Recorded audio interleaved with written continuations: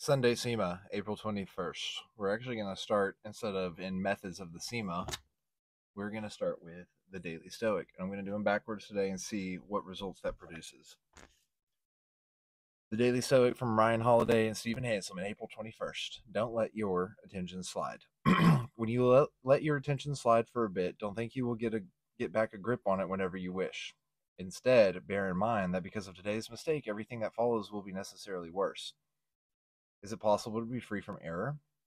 Not by any means, but it is possible to be a person always stretching to avoid error. For we must be content to at least escape a few mistakes by never letting our attention slide. Epictetus Discourses 4.12.1 and 19. Winifred Gallagher, in her book Wrapped, quotes David Meyer, a cognitive scientist at the University of Michigan. Einstein didn't invent the theory of relativity while he was multitasking at the Swiss Patent Office. It came after, when he really had time to focus and study. Attention matters. And in an era where our attention is being fought for by every new app, website, article, book, tweet, and post, and I will add the word influencer, its value has only gone up. Part of what Epictetus is saying here is that attention is a habit, and that letting your attention slip and wander builds bad habits that enables mistakes. You'll never complete all of your tasks if you allow yourself to be distracted with every tiny interruption. Your attention is one of your most critical resources. Don't squander it. Okay, so for me, this means just kind of focusing on the one business, focusing on what I have built, focusing on the two businesses that I have built, instead of approaching every new opportunity that comes my way with gusto and fervor, right? So what I'm doing is trying to keep that attention focused, and also keeping attention focused on your personal life, right? Attention on raising your children, right? Keeping healthy and doing other things ultimately for the long term that will allow freedom of finances. So let's go over to methods of the Sima.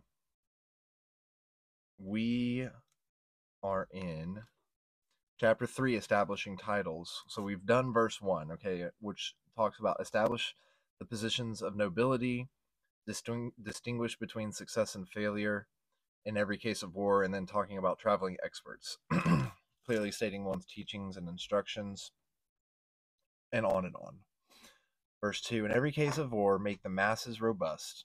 Assess the potential benefits of the terrain. Control chaos. I like that one, right? Bring order to chaos and you will make a lot of money. Manage advancing and coming to a halt. Cater to justice. Develop a sense of shame among them. Agree on methods. And scrutinize punishments.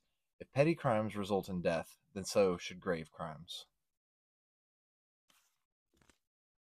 And a nice picture in here of this gentleman with what looks to be a yin-yang type-ish symbol. And verse 3, which we will do tomorrow on Monday. So let's go back over this, thinking of the verse that we just read from the Daily Stoic about our attention. In every case of war, right? And war is rare, I guess, depending on what we define as war. Every day can be a war. Every battle with our emotions, every moment can be a war, depending on our mental state. Make the masses robust. Assess the potential benefits of the terrain. Control chaos. Manage advancing and coming to a halt. Cater to justice. Develop a sense of shame among them. Agree on methods and scrutinize punishments. Right? Scrutinizing punishments is important because if your petty crimes are resulting in death, right? But what is appropriate, and what is your attention on? And so as we focus and as we move forward, let's see what we're placing our attention on in the week to come.